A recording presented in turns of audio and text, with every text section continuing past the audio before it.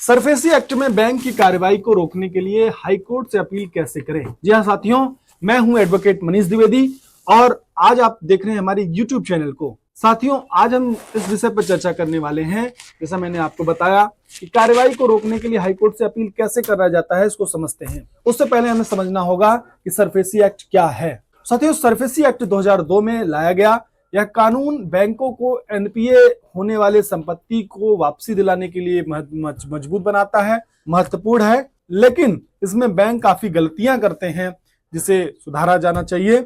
इसके तहत हम आगे आपको बताएंगे कि कभी कभी ये कार्रवाई गलत होती है, जो आपकी संपत्ति को बचाने के लिए कोर्ट का सहारा लेना पड़ सकता है। अपील की प्रोसेस को समझते हैं। पहला है उचित आधार की पहचान करना, यानी सबसे पहले आपको यह तय करना होगा कि आपकी अपील का आधार क्या होगा या आधार हो सकता है। बैंकों द्वारा नियमों का उल्लंघन, यानी गलत जब्ती नोटिस भेजना, संपत्ति का गलत वैल्यूएशन करना, इसके साथ ही अन्य कानूनी प्रक्रियाओं का पालन न करना, ये बैंकों की गलतियों का आधार हो सकता है। साथ में अब चर्चा हम करते हैं कि इसके लिए जो भी आवश्यक डॉक्यूमेंट्स है वो हमें इकट्ठा करने चाहिए। अपील करने से पहले आपको कुछ डॉक्यूमेंट्स मैं बताने चाह रहा हूं, उसकी जो है वो आपको संभाल कर रखना चाहिए। पहला है लोन एग्रीमेंट, दूसरा है जब्ती नोटिस की कॉपी। जी हाँ, जब्ती नोटिस की कॉपी आपको जरूर संभाल के रखना चाहिए।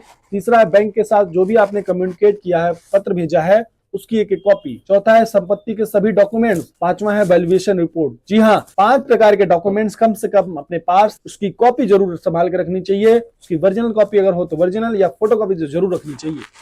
इसके साथ ही वकील से सलाह लेना। कानूनी प्रक्रिया को समझने के लिए एक वकील से सलाह लेना इंपॉर्टेंट है। वे आपके अपील के लिए उचित डायरेक्शन देंगे, आपके मामले को मजबूत बनाने में मदद करेंगे। अपील को अब तैयार करने के बारे में बात करते हैं। तो अपील को तैयार करते समय आपको कुछ बातों का ध्यान रखना बहुत जरूरी है। पहली बात है, अपील का एक लक्ष्य स्पष्ट होना चाहिए, उद्देश्य स्पष्ट होना चाहिए। दूसरी बात है, सभी कानूनी प्रावधानों का उल्लेख उसमें होना चाहिए कि क्या क्या कानूनी इसमें प्रावधान है। तीसरी बात है, डॉक्यूमेंट्स के आधार पर आपके दावों को मजबूत करना आपकी जिम्मेदारी है।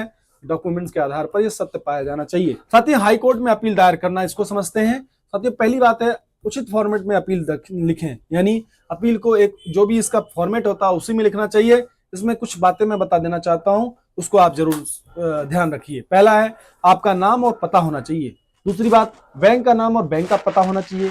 तीसरी बात, अपील का क्या कारण है वो होना चाहिए। चौथी बात, वह आपके द्वारा क्या मांगी जा रही राहत, उसको होना। ये 4 बातें का होना बहुत ज्यादा जरूरी है। तो अब समझते हैं वकील के माध्यम से फाइल करें कि खुद करें। तो जी हाँ, अपील को अपने वकील के माध्यम से ही हाईकोर्ट में दायर करें।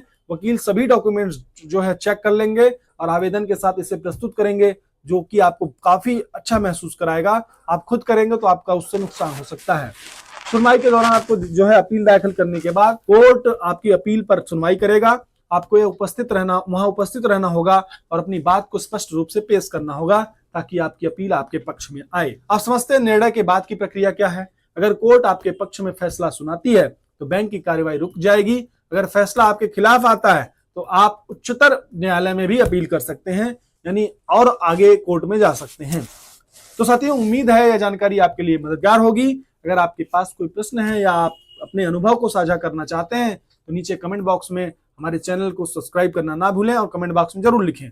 इस वीडियो को अपने दोस्तों के साथ शेयर करें। मिलते हैं नए टॉपिक के साथ, तब तक के लिए जय हिंद, जय भारत।